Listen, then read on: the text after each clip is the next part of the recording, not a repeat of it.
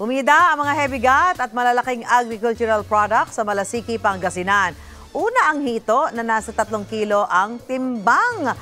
Hindi rin nagpahuli ang isang kambing na may bigat na 80 kilo. Bida rin ang ilang gulay gaya ng kalabasa na nasa mahigit 9 na kilo ang bigat. Ang upo na yan may habang 96 centimeters. Tampok din ang ilang prutas tulad ng mangga na 1 kilo ang timbang. Ayon sa LGU, tampok ang mga nasabing produkto sa pagdiriwang ng araw ng mga magsasaka sa Malasiki.